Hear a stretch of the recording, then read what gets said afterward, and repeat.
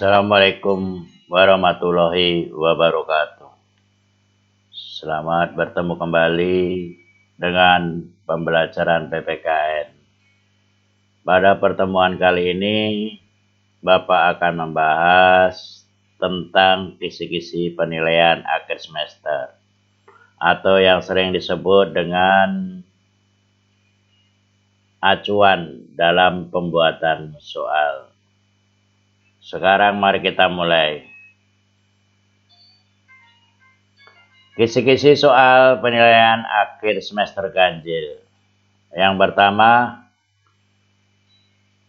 soal akan membahas tentang tugas PPUPKI pada saat dibentuk oleh Jepang. Jadi apa tugas PPUPKI pada waktu itu? Yaitu menyelidiki usaha-usaha persiapan kemerdekaan Indonesia. Kemudian tokoh perumus dasar negara Republik Indonesia. Jadi ada 3 tokoh yang harus kalian hafalkan di situ. Kemudian kepanjangan BPUPKI dalam bahasa Jepang. Harus kalian ingat perbedaan antara BPUPKI dan PPKI.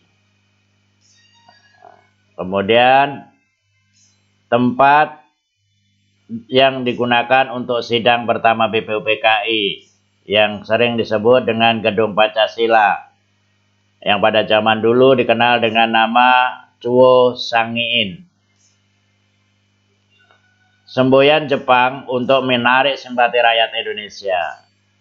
Ketika bangsa Jepang menjajah Indonesia, semboyan apa yang dipakai pada waktu itu? Yaitu semboyan 3A. Jepang Pelindung Asia, Jepang Cahaya Asia, dan Jepang Saudara Asia. Kemudian alasan Jepang memberi janji kemerdekaan kepada Indonesia. Itu sudah saya terangkan pada waktu itu, yaitu karena Jepang mengalami kekalahan terhadap sekutu. Bukti Jepang memberi kemerdekaan tidak sungguh-sungguh, yaitu dengan memasukkan orang Jepang sebagai wakil BPUPKI. Siapa itu? Kemudian agenda sidang pertama BPUPKI membahas tentang dasar negara. Munculnya istilah Pancasila oleh Insinyur Soekarno. Rumusan dasar negara dari ketiga tokoh pendiri bangsa. Jadi nanti akan disajikan tentang rumusan dasar negara. Kemudian istilah yang diberikan oleh Muhammad Yamin untuk pembukaan Undang-Undang Dasar pada waktu itu, yang dikenal dengan Piagam Jakarta. Kemudian sikap yang dimiliki para pendiri bangsa. Jadi ada sikap 45 dan jiwa 45. Kemudian alasan BPUPKI dibubarkan dan diganti dengan PPKI. Karena menganggap tugasnya sudah selesai, maka BPUPKI kemudian dibubarkan.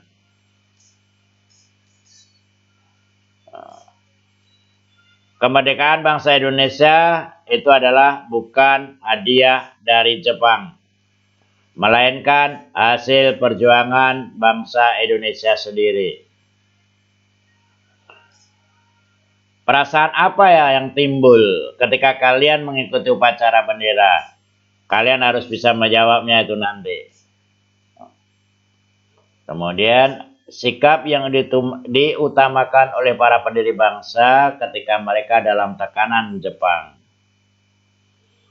Kemudian komitmen sebagai generasi muda. Kemudian sikap cinta tanah air para pendiri bangsa. Nilai luhur dalam perumusan Pancasila itu kemarin udah saya terangkan banyak sekali, ya. Ada nilai ketuhanan, ada nilai gotong royong, ada nilai kekeluargaan. Itu bagaimana contohnya kalian harus ingat. Kemudian komitmen kebangsaan sebagai generasi muda. Itu kalian sebagai generasi muda, komitmen apa yang akan kalian capai nanti? Kemudian pengertian norma. Norma adalah seperangkat aturan yang mengatur tentang perilaku atau tingkah laku manusia dalam masyarakat. Tujuan adanya norma di masyarakat yang paling utama untuk menjaga keamanan dan ketertiban. Contoh perbuatan yang mencerminkan salah satu norma. Norma kesopanan, norma kesusilaan, norma agama, norma hukum. Itu contohnya apa saja. Sanksi dari salah satu norma. Kemudian manfaat dibuatnya norma itu apa? Kemudian ciri norma hukum. Jadi nanti ada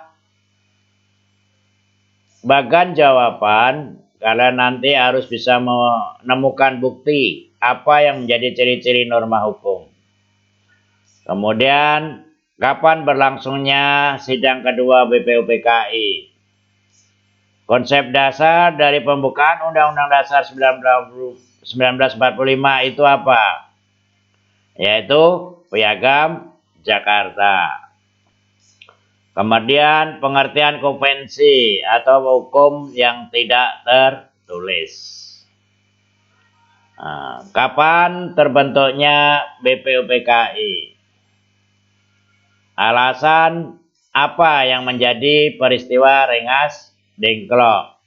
Yaitu menjauhkan Insinyur Soekarno dan Muhammad Hatta dari pengaruh Jepang. Tempat yang digunakan untuk perumusan teks proklamasi. Pewarisan semangat proklamasi bagi generasi muda. Jadi bagaimana pewarisan semangat proklamasi itu? Ya. Kemudian wilayah negara dalam sidang kedua BPUPKI. Ketika membahas wilayah negara, itu adalah wilayah bekas Hindia Belanda dan pulau-pulau di sekitarnya. Hasil sidang BPUPKI, hasil sidang PPKI yang pertama. Harus ingat ada 3. Ya, jadi mengesahkan Undang-Undang Dasar, mengangkat Presiden dan Wakil Presiden. Kemudian sebelum DPR dan MPR dibentuk, maka dibentuklah Badan Komite Nasional Indonesia Pusat sebagai pembantu Presiden. Semangat dan komitmen perumusan Undang-Undang Dasar 1945. Bagaimana semangatnya pada waktu itu? Ada kekeluargaan, ada gotong royong, ada nasionalisme, ya, banyak sekali. Menganalisis pembukaan Undang-Undang Dasar secara material tidak dapat diubah. Jadi, kenapa pembukaan Undang-Undang Dasar 45 tidak bisa diubah? Karena pada waktu itu dibuat oleh para tokoh pendiri bangsa. Nilai-nilai dalam perumusan dan penetapan Undang-Undang Dasar 45. Kemudian perilaku yang mencerminkan sikap kepahlawanan. Contohnya berani meminta maaf kalau kita salah. Kemudian perilaku cinta tanah air dalam kehidupan sehari-hari.